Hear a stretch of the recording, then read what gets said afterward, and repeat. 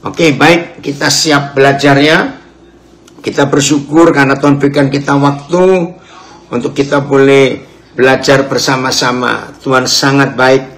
Kita sudah ada di penghujung tahun 2024. Kita akan segera memasuki 2025. Kiranya anugerah Tuhan berlaku buat kita semua. Dan makin hari kita makin berkenan, makin mengasihi Tuhan. Puji Tuhan. Tema kita hari ini, siapa yang milih, Gali atau Pak Filipus atau siapa ini? Tema kita berbunyi tetap taat walaupun tidak melihat. Keren ya temanya. Saudara, kedengarannya aneh. Bagaimana kita mau taat, bagaimana kita mau nurut kalau kita tidak melihat? Aneh bukan? Tapi sekarang saya mau balik. Justru kalau kita sudah melihat, itu nggak perlu taat. Karena sudah kelihatan. Betul ya? Justru waktu kita tidak bisa melihat ke depan, atau belum bisa melihat sesuatu di depan kita, lalu ada instruksi, ada informasi, ada perintah. Ya, dengarkan. Saya ulangi lagi pelan-pelan tema ini. Temanya terpilih, tetap taat walaupun tidak melihat atau belum melihat. Kedengarannya aneh. Bagaimana mau taat kalau belum melihat? Tapi saya mau balik. Justru kalau kita sudah melihat, itu nggak perlu taat. Karena sudah kelihatan, ya jalan aja sendiri, ambil saja. Betul tidak?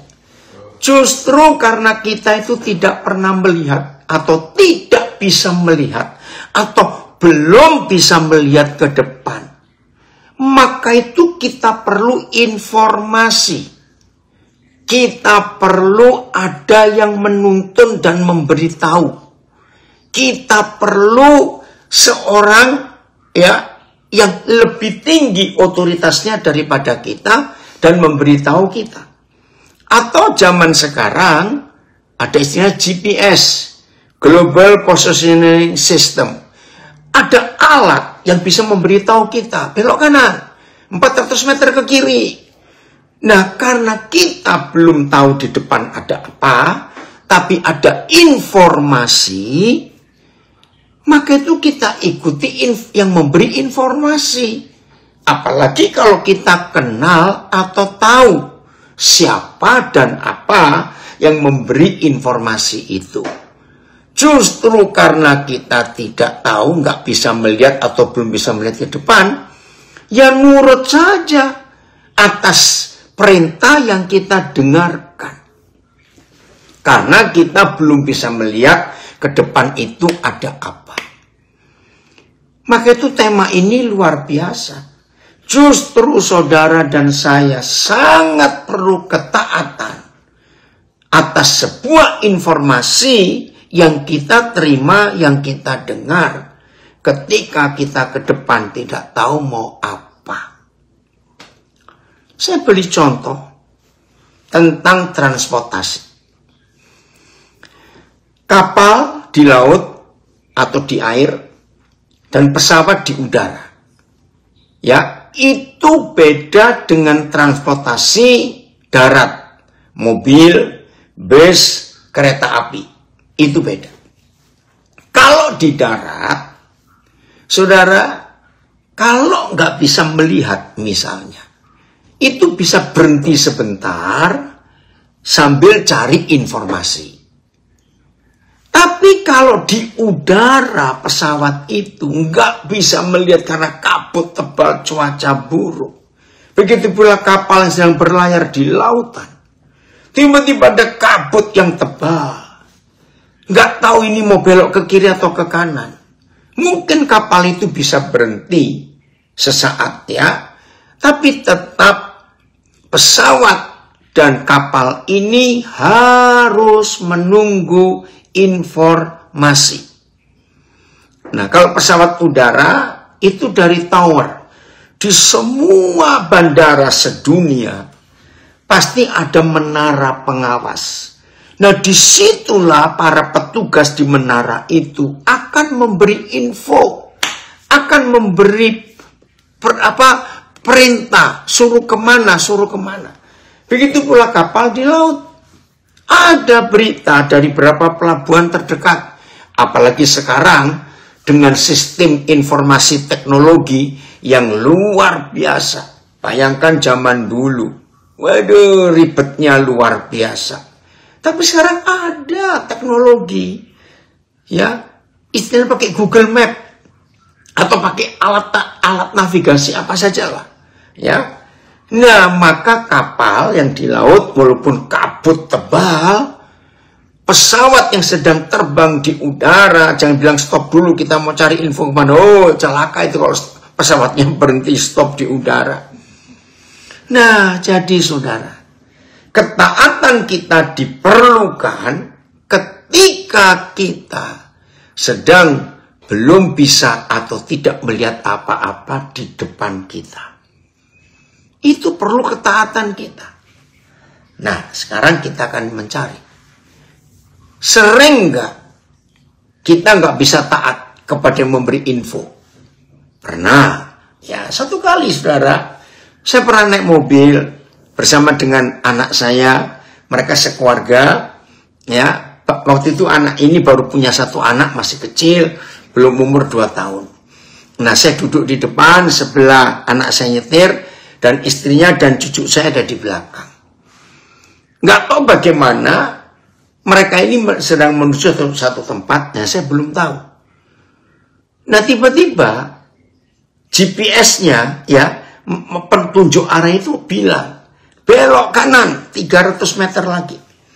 Nah, anak saya ini mikir, loh, kok belok kanan? Enggak, seharusnya ini lurus. Kenapa suruh belok kanan? Nah, rupanya di depan jalan itu setelah belok kanan itu ada perbaikan jalan. Ya, enggak, sehingga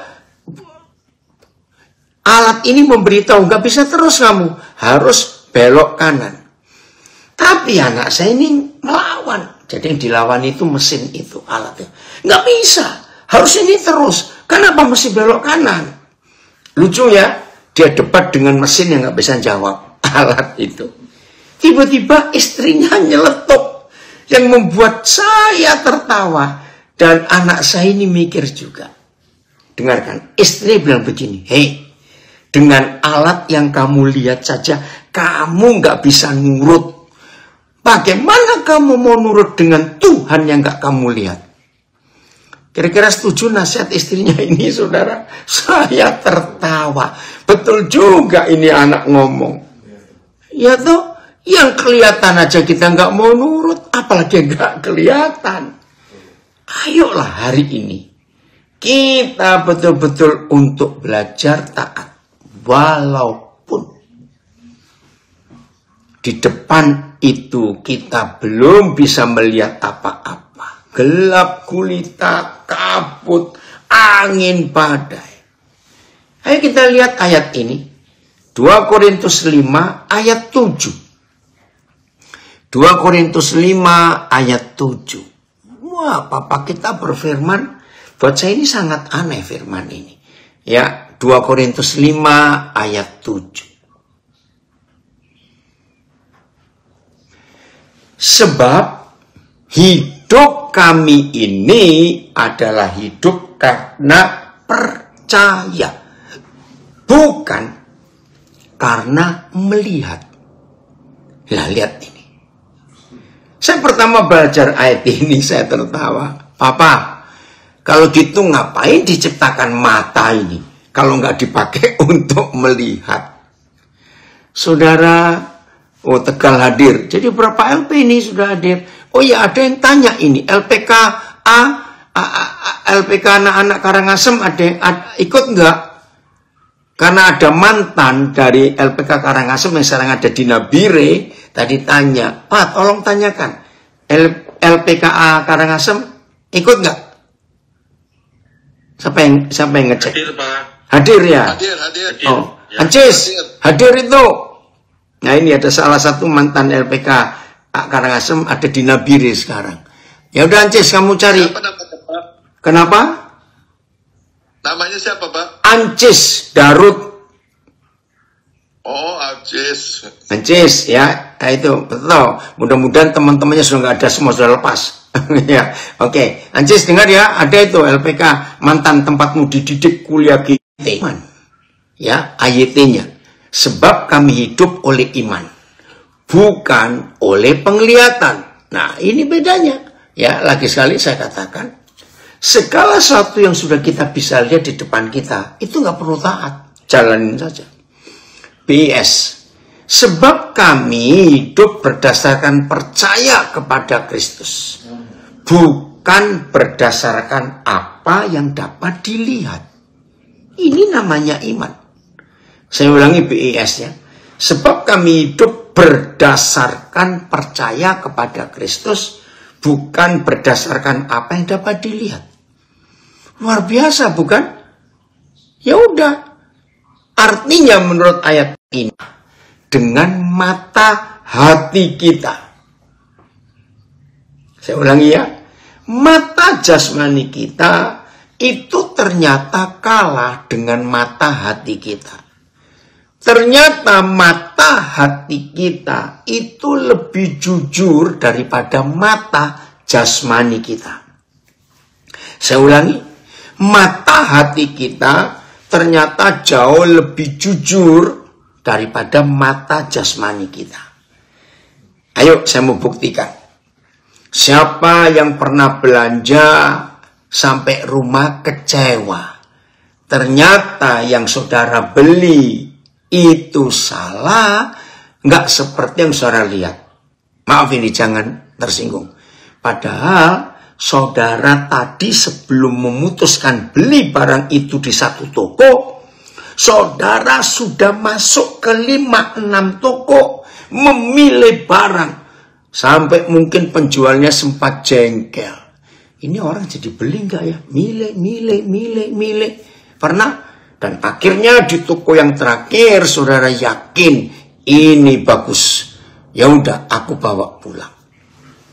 Tolong jawab, siapa pernah ngalami setelah milih begitu banyak toko cari barang yang sama, sampai rumah kita bisa kecewa. Loh kok begini barangnya? Nah yang milih siapa tadi? Ngerti nggak ilustrasi ini? Nah itu mata jasmani. Maka itu berapa kali kita, tolong jawab, siapa yang pernah ngalami hal ini? Wah, aku salah lihat. Pernah ngalami itu. Saudara, inilah fakta dalam hidup. Bahwa mata hati kita itu ternyata, nah itu Pak Filipus ngomong, saya katanya. Ternyata mata hati kita itu lebih jujur daripada mata jasmani kita. Maka itu firman ini jelas sekali. TSI-nya Filipus, TS-nya mulai ayat 5 ya, 2 Korintus 5 dan 6. Nah ini dia. Oke, saya sedang nonton sama ya. Karena itulah saya dan para pelayan Kristus yang lain selalu tabah.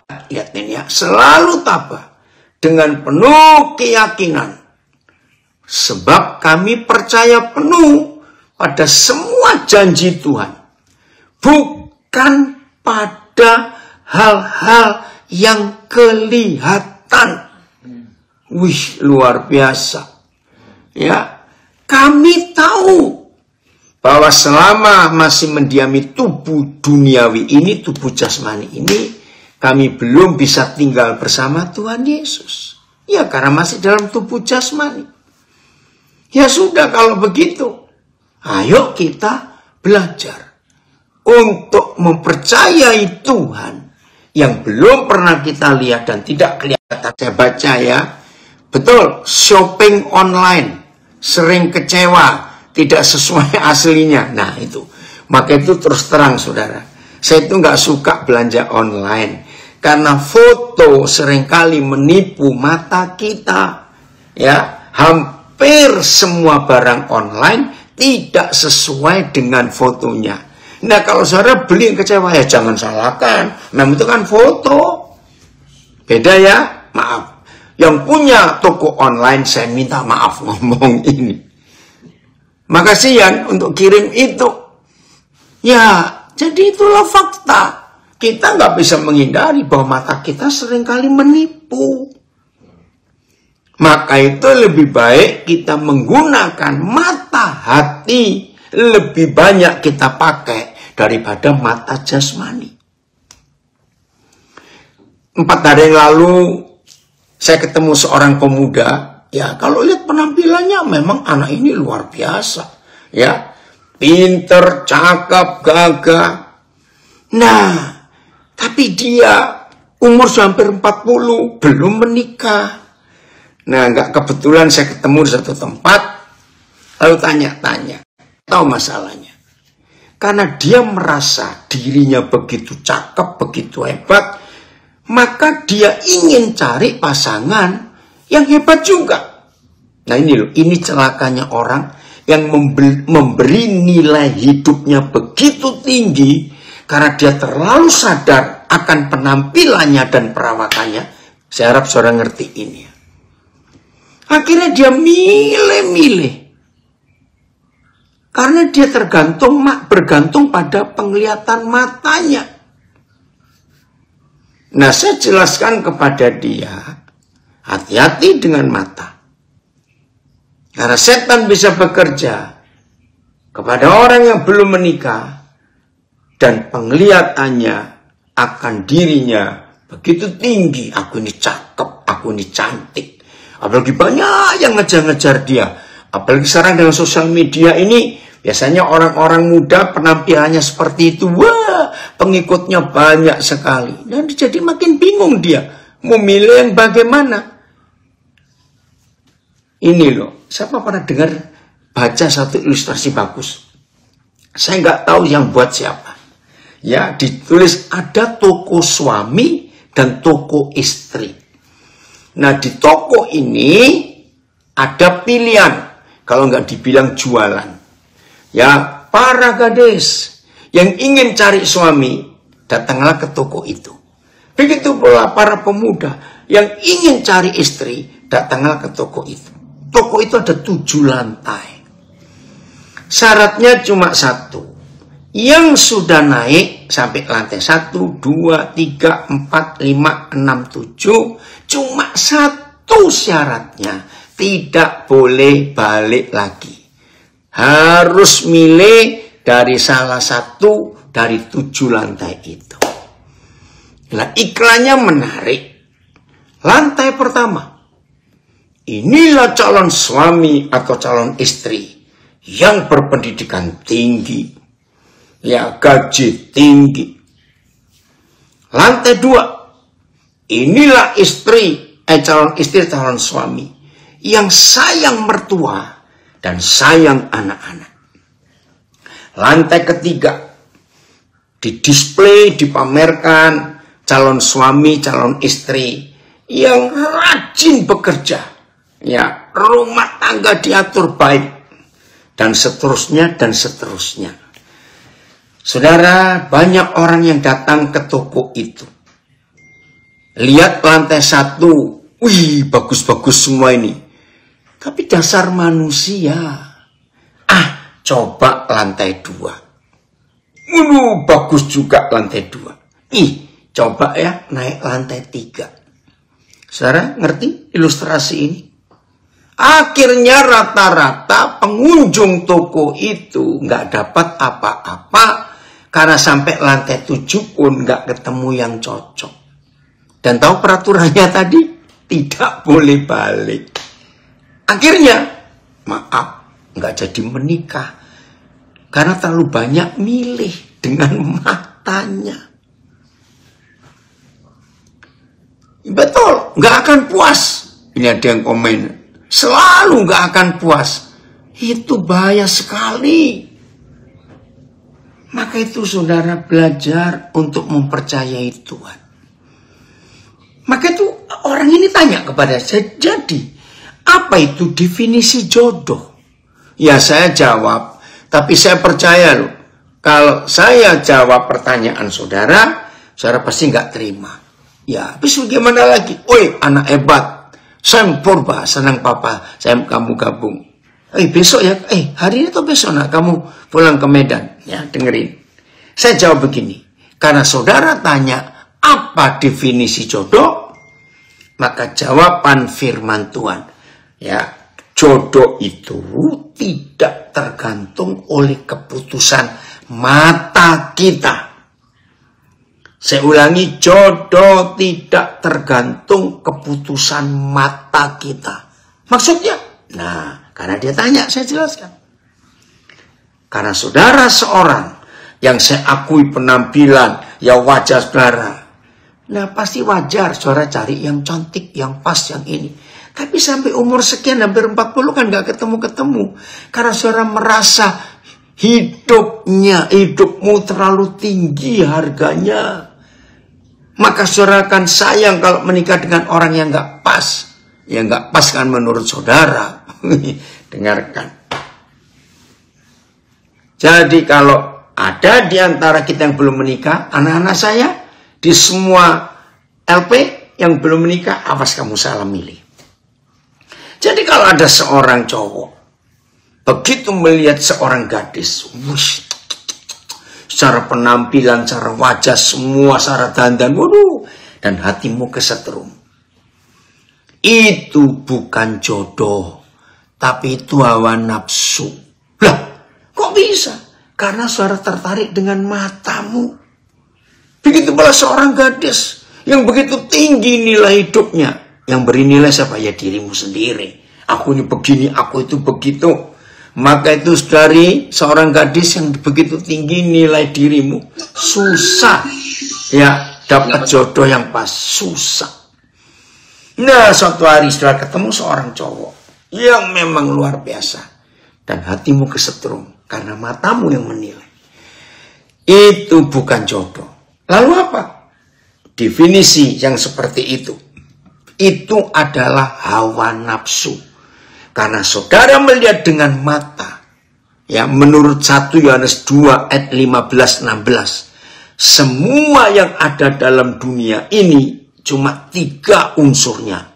1, keinginan mata, catat. 2, keinginan daging, hawa nafsu. 3, keangkuhan hidup. Jadi bahaya kalau menilai sesuatu karena mata. Ingat, mata kita sering menipu.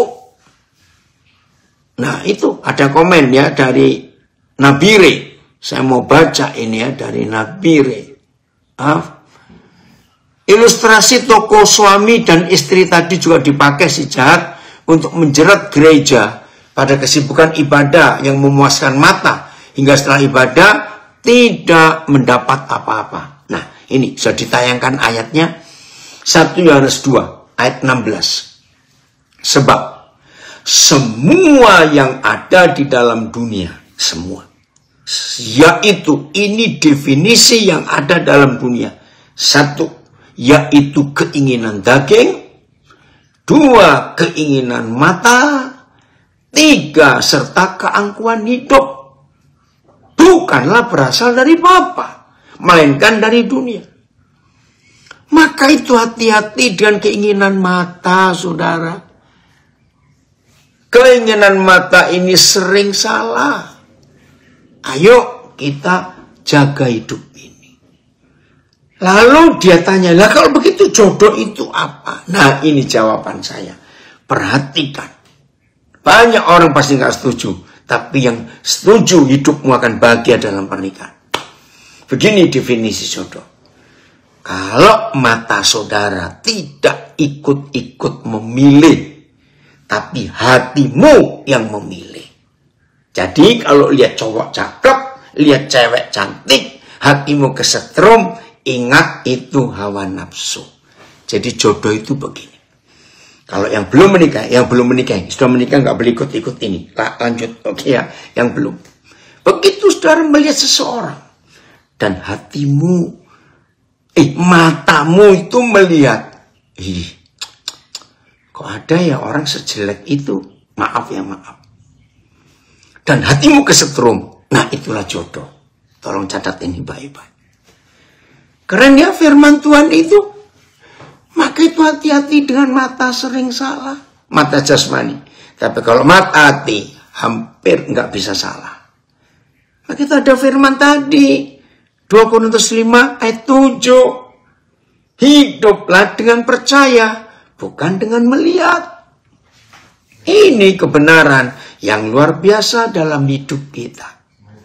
Saudara, hanya satu pribadi yang sangat tahu masa depan kita itu bagaimana.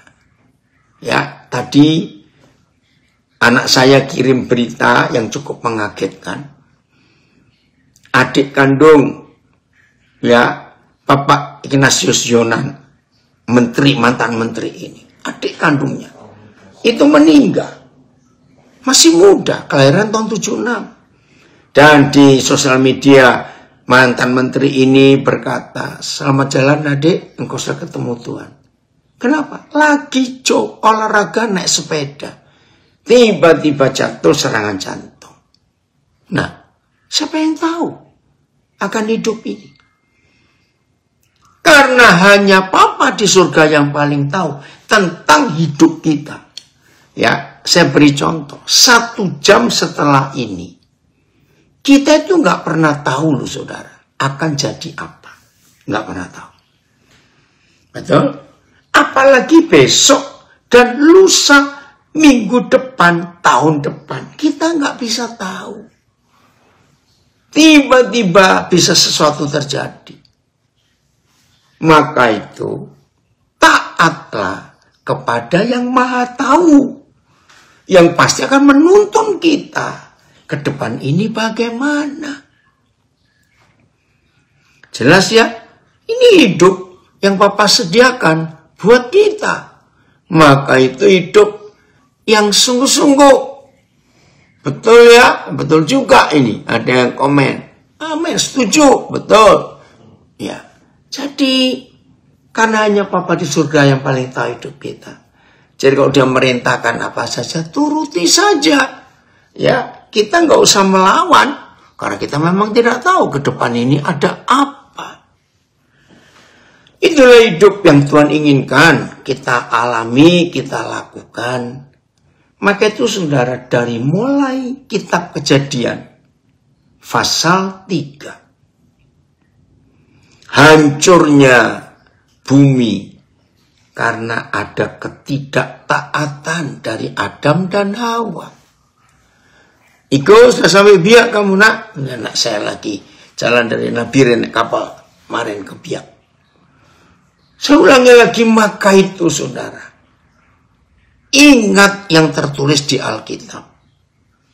Baru saja manusia dilahirkan, suami istri. Belum lama ada ujian. Ternyata mereka gagal, tidak taat. Lebih baik, lebih suka mendengarkan firman si ular, yaitu si jahat, daripada mendengarkan firman Tuhan. Ayo hari ini kita berubah dalam hidup kita. Lebih baik kita taat kepada yang maha tahu. Karena itu yang luar biasa. Ada komen ini ya dari Tulungagung. Kami selalu mendengar kesaksian Papa, selalu taat akan suara Roh Kudus. Pernah nggak Papa salah memilih atau salah bertindak? Pernah, karena manusia. Tapi belajar, nggak apa-apa. Ya, jatuh ya bangun lagi. Ingat ada istilah. Ya, dan itu terjadi. Kalau saudara ingin tahu seseorang itu bisa naik sepeda atau tidak, ini keren ini. Saya nggak tahu yang membuat moto ini siapa. Kalau saudara ingin tahu seseorang itu bisa naik sepeda atau tidak, nggak perlu dites suruh naik sepeda, nggak perlu. Terus gimana? Lihat lututnya. semua orang yang bisa naik sepeda pasti, ya jangan ada yang sombong, lututnya ada bekas luka, pasti pernah jatuh waktu baru belajar itu. Nah, jadi Filipus nggak apa-apa, ayo bangkit lagi.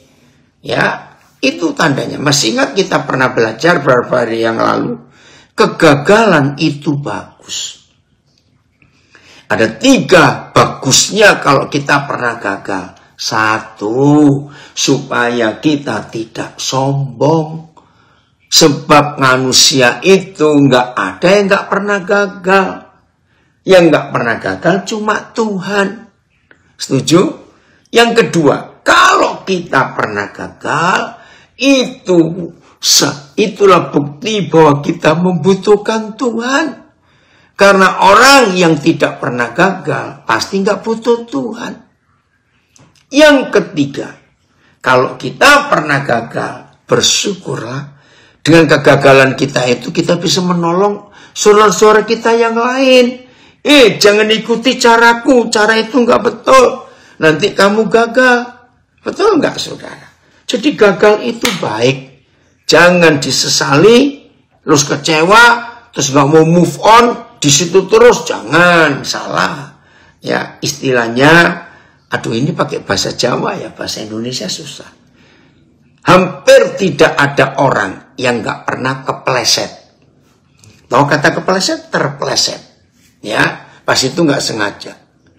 Tapi kalau sudah kepleset, jangan kelesetan. Nah ini bahasa Indonesianya kelesetan, saya pernah tanya. Jangan terus guling-guling di situ. Setuju nggak? Ya, saya ulangi lagi. Semua kita pasti pernah kepleset, terpleset. Tapi jangan kelesetan. Nggak bangun-bangun di sini malah guling-guling lagi. Iya, itu dia. Dari Malang ada yang komen, saya berdarah-darah baru bisa naik sepeda. Betul. Itu dia. Dari Cirebon ada komen, ya amin.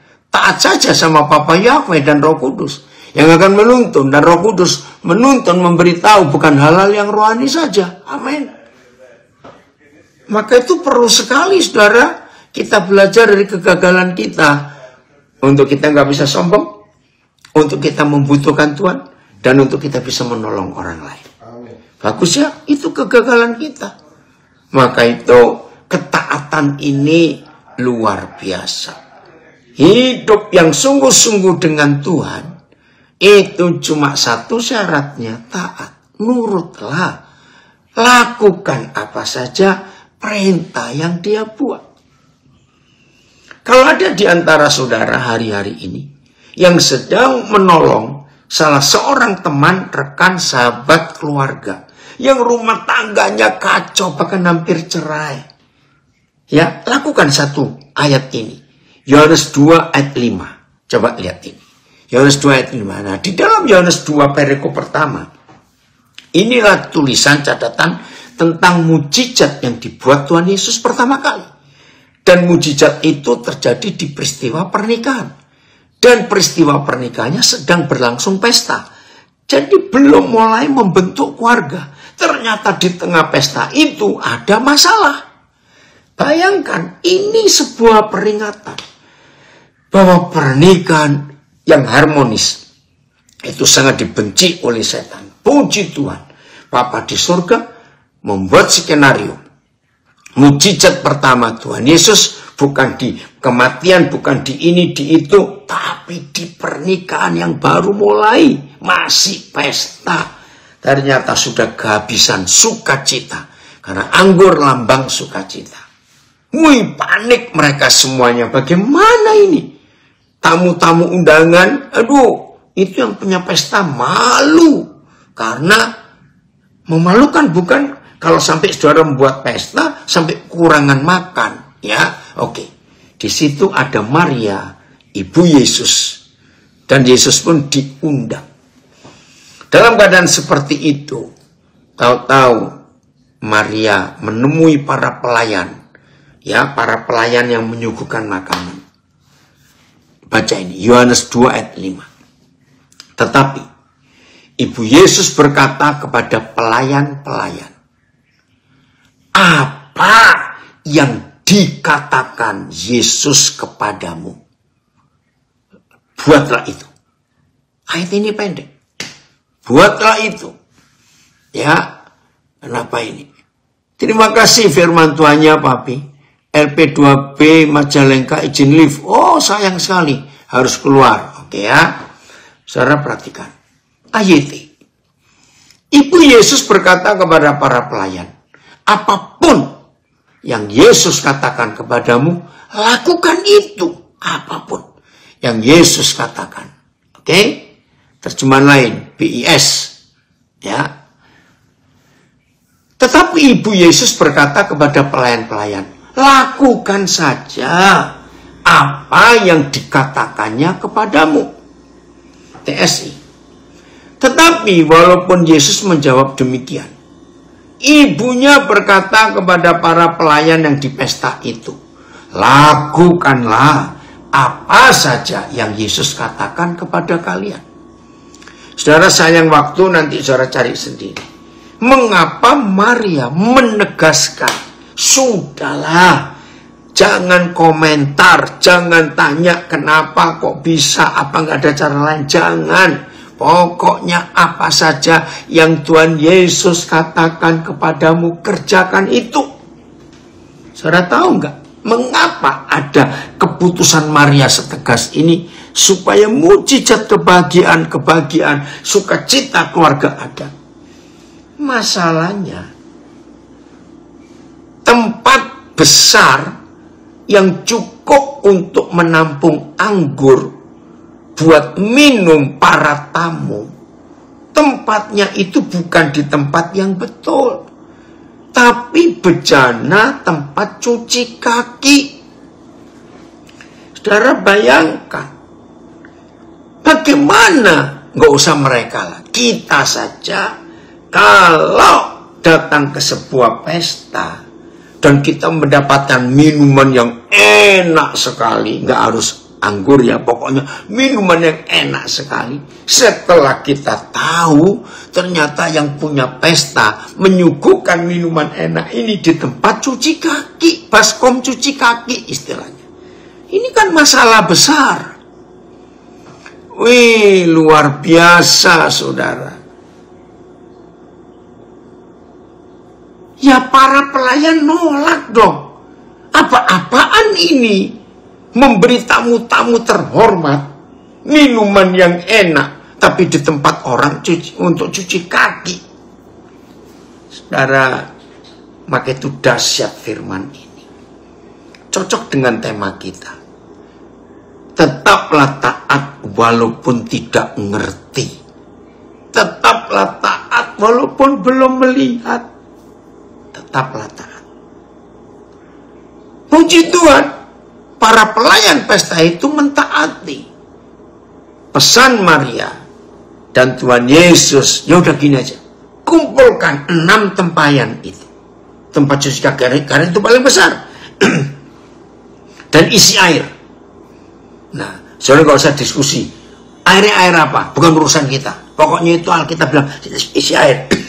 Nah, seringkali ada orang-orang yang sok rohani, wow, ingin membongkar. Itu air apa? Dari mana?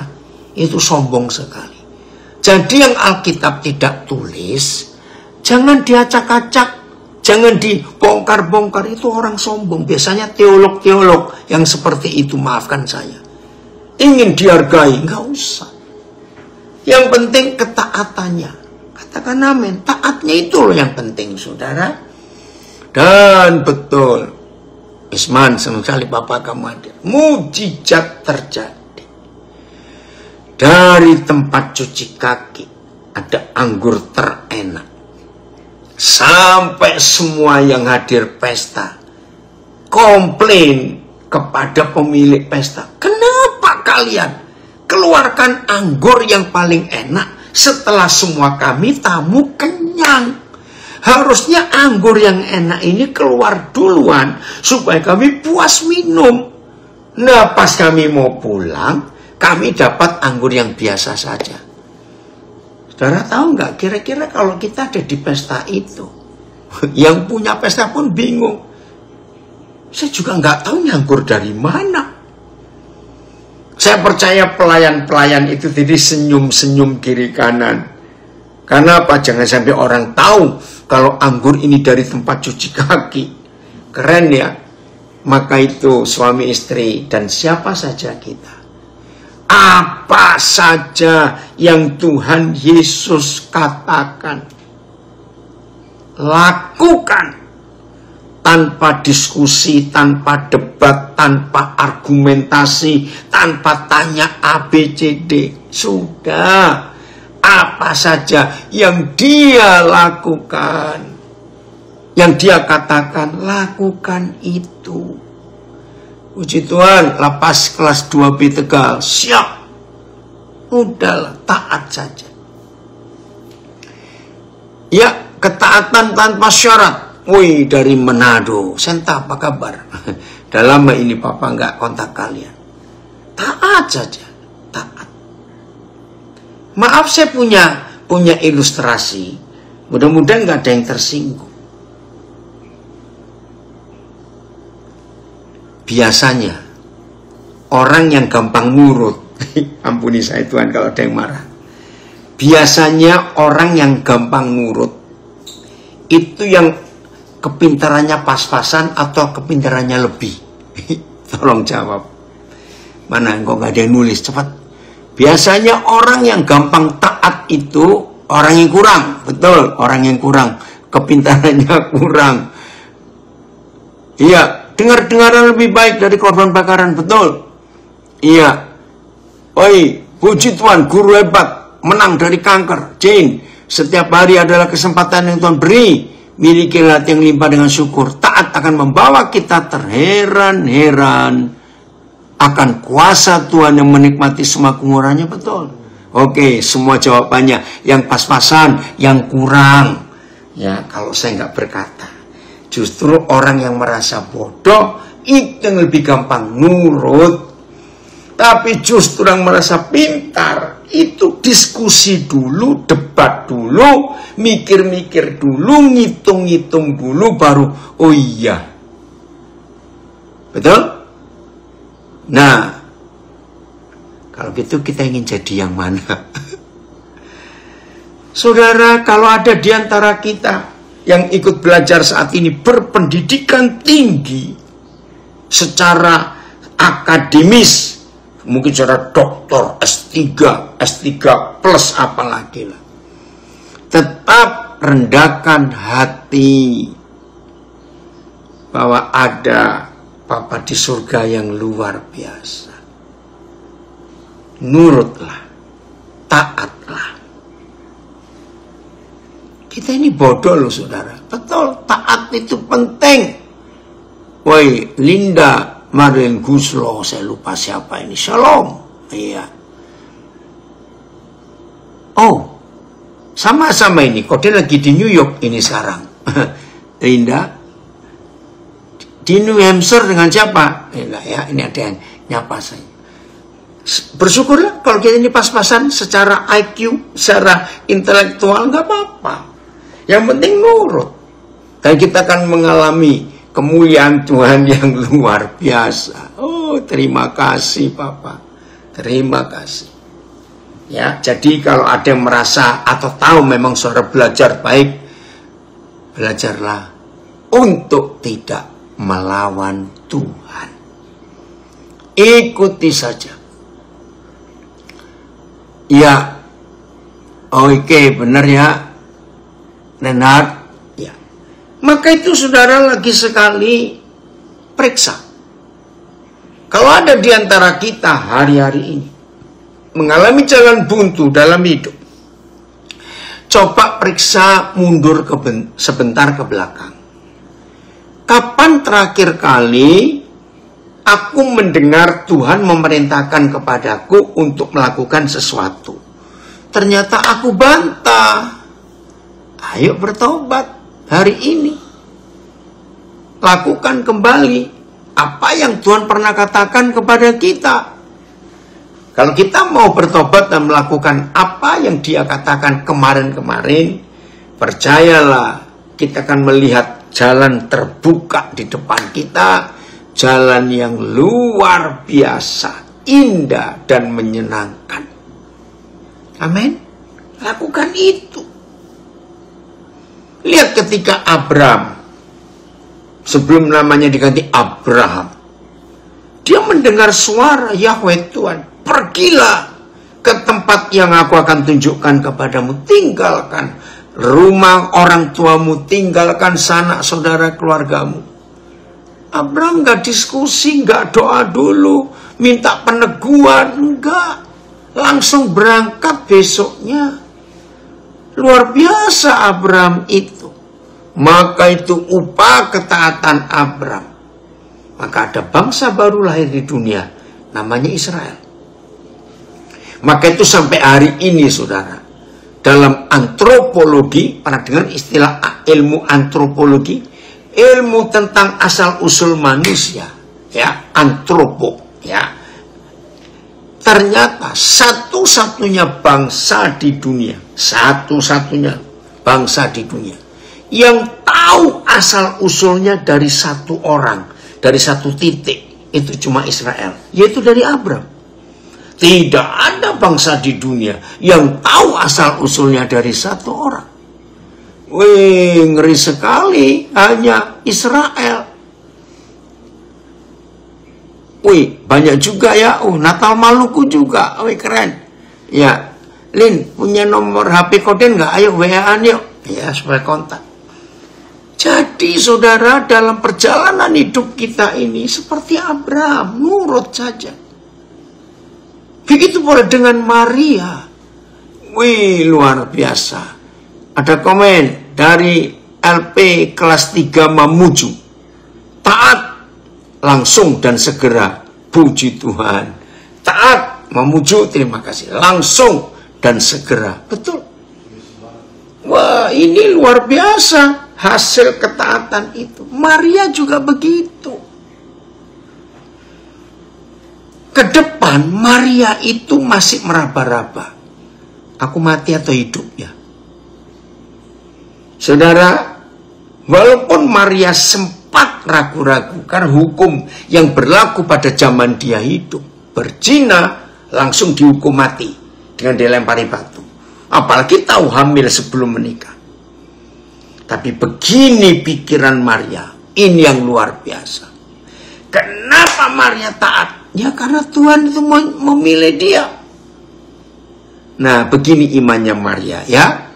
Maria tahu kalau Tuhan membutuhkan dia, nggak mungkin dia akan mati bersama juru selamat di dalam perutnya. Ingat itu.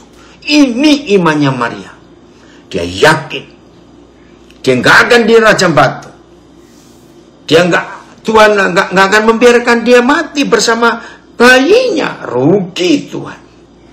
Nah, milikilah imannya Maria ini.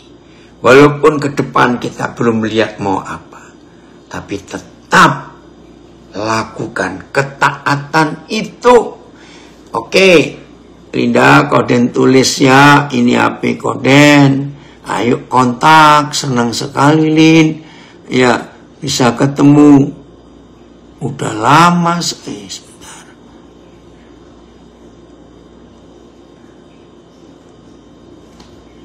Ya, itu ya Lin, HP Koden. Jadi Maria ini taat walaupun dia tahu mati. Woi, ini orang Jakarta bisa ngomong bahasa Surabaya sakdek saknyet. Artinya langsung seketika itu juga. Abraham seketika itu juga. Maria seketika itu juga. Ya, walaupun ke depan dia nggak bisa melihat. Ini yang luar biasa. Woi, dari Jayapura ada komen. Ketaatan Maria membuat semua kita mendapat keselamatan yang memerdekakan kita di dalam Kristus. Amin. Betul. Maka itu akibat ketaatan kita. Seperti komen dari Jayapura ini. Makasih juga. Maka keselamatan datang lewat ketaatan. Ulangi. Keselamatan datang lewat ketaatan. Abraham taat. Lahir bangsa Yahudi. Yesus lahir dari situ. Maria taat, maka lahir Yesus juru selamat dunia. Begitulah semua kita yang mau taat. akan ada keselamatan bagi banyak orang lewat kehidupan kita yang mau taat. Jadi hasil ketaatan itu membuahkan hal-hal yang luar biasa tanpa kita takut. Jadi walaupun ke depan kita belum melihat ada apa, tapi kalau itu suara Tuhan yang menuntun kita kerjakan itu, ya, maka kita akan melakukan berdampak luar biasa. Ketaatan adalah bentuk mengasihi. Terima kasih, Sen. Iya. Oke, siap-siap berangkat ya ke Medan. Tuhan berkati, salam buat keluarga di sana. Nah, mau apa lagi kita? Kalau kita nggak mau taat dalam hidup ini, 2 ayat terakhir. Roma pasal 5 ayat 17-18. Roma pasal 5 ayat 17-18.